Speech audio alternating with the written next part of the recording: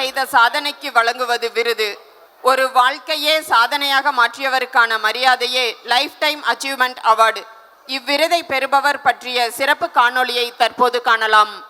உழைப்பிலேதான் உயிர்ப்புண்டாம், உழைப்பிலே வாழ்க்கை தெளிவு எனும் பாரதிதாசனின் வரிகளுக்கு இவர் ஓர் வர்ணனை எனலாம். உள்ளத்துக்குள் பொங்கி வழியும் ஆற்றலுடன் தொலைநோக்கு பார்வை கொண்ட ஒரு உத்வேகத்தின் உருவம் இவர் எனலாம். இயல்பானதும் சலிப்பூட்டுவதும் ஈர்ப்பற்றதாகவும் உள்ள மெத்தன செயல்களை துறந்து தனது அசாதாரண படைப்புகளின் மூலம் இந்த சமூகத்திற்கு பெரும் பயனை நல்கக்கூடிய மன்னன் இவர்.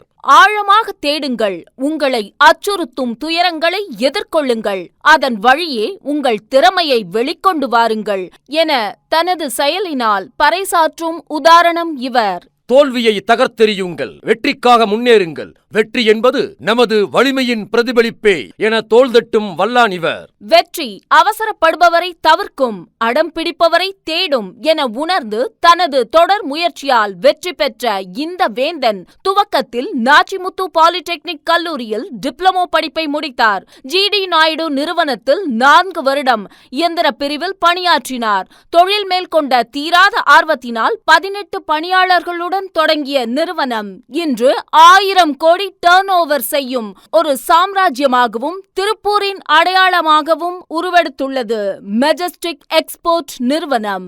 இதில் இவருடைய பங்கு அளப்பரியது.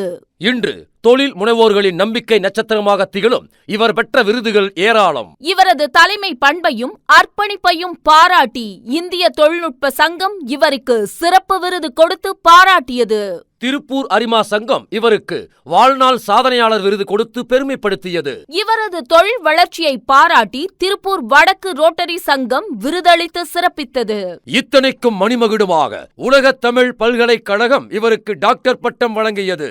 சமுதாய நலன் கருதி வனத்துக்குள் திருப்பூர் என்ற அமைப்பின் மூலம் ஆயிரக்கணக்கான மரக்கன்றுகளை நட்டு தன் சொந்த செலவில் தினமும் நீரூற்றி பராமரித்து வருகிறார். வடக்கு திருப்பூர் மின்மயானம் உட்பட அரிமா சங்கத்தின் வழியாக பள்ளிக்கூடம், குறைந்த விலை மருந்தகம், டயாலிசிஸ் சென்டர் போன்றவையும் இவரது முன்னெடுப்புகளே. கோவில் புறணமைப்புகள், பசுமை திட்டங்கள் என எண்ணற்ற மக்கள் சேவை புரியும் மகத்தான மனிதர். இத்தனை பெருமைகளுக்கும் சொந்தக்காரர் ஓதாளர் குலத்தைச் சேர்ந்த lion doctor K Kandasamy MJF அவர்களுக்கு வாழ்நாள் சாதனையாளர் விருது வழங்கி கௌரவப்படுத்துகிறது கிட்கோ. லைஃப் டைம் அச்சீவ்மெண்ட் அவார்டை பெற்றுக்கொள்வதற்காக திரு லயன் கே கந்தசாமி அவர்களின் குடும்பத்தாரை மேடைக்கு அழைக்கிறோம்.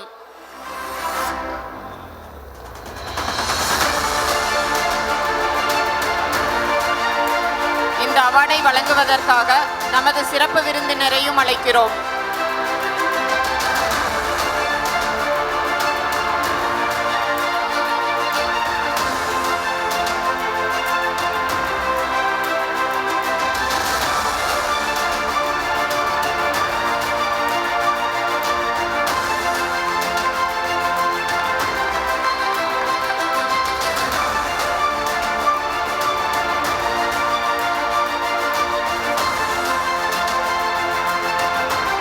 கிட்கோவின் 2025ஆம் ஆண்டிற்கான lifetime achievement award Kandasamy அண்ணா பெறுவதில் எங்களுக்கு பெருமகிழ்ச்சி. கொங்கு நல்லுள்ளங்களுக்கும் அனைவருக்கும் எனது வணக்கம். எனக்கு 2 நிமிஷம்தான் இருக்குது. நான் அதிகமாக பேச விரும்பலை, ஏன்னா நிறையா இன்னும் நம்ம இருந்தாலுமே இந்த நல்ல ஒரு சந்தர்ப்பம். கொங்கு மக்கள் நீங்கள் இப்போ நம்முடைய பாரம்பரியமெல்லாம் பார்த்திங்கன்னா நம்ம விவசாயம் பண்ணிட்டு விவசாயத்திலேயே இருந்து வந்தவங்க. நாம் இந்தளவுக்கு முன்னேற்றமானதுக்கு காரணம் நம்முடைய உழைப்பு, விடாமுயற்சி, மக்களுடைய நல்ல எண்ணங்கள்னால தான் நம்மளாம் இந்தளவுக்கு உயர்ந்திருக்கிறோம். அதுக்கு முதல்ல நான் ஆண்டவனுக்கு நன்றி சொல்லணும். நல்லா பாருங்கள், நம்ம சமுதாயம் ஒரு 2 ஜெனரேஷனுக்கு முன்னால் எப்படி இருந்தது, இப்போ எப்படி இருக்கிறோம்.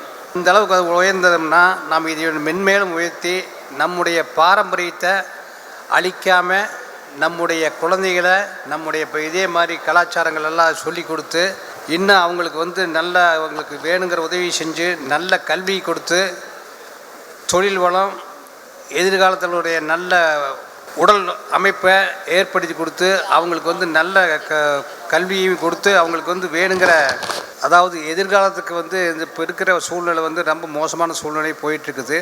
எதிர்காலம் அவங்களுக்கு நல்லா அமையறதுக்குண்டான வாய்ப்பை நாம் அவங்களுக்கு சொல்லி கொடுத்து அவங்களுடைய வாழ்க்கை தரத்தை உயர்த்துறது தான் நம்முடைய கடமை. இந்த கொங்கு இந்த அளவுக்கு நம்ம வளர்ந்ததுக்கு நம்முடைய ஆண்டவனுக்கு நம்ம எல்லாம் நன்றி சொல்லிட்டு, இன்னும் மேல்மேலும் இந்த கொங்கு கிட்கோ அமைப்பு இன்னும் நம்ம சமுதாயத்தை வளர்த்த வேண்டும் என்று கேட்டுக்கொண்டு எனது உரையை முடித்துக் கொள்கிறேன். வணக்கம்.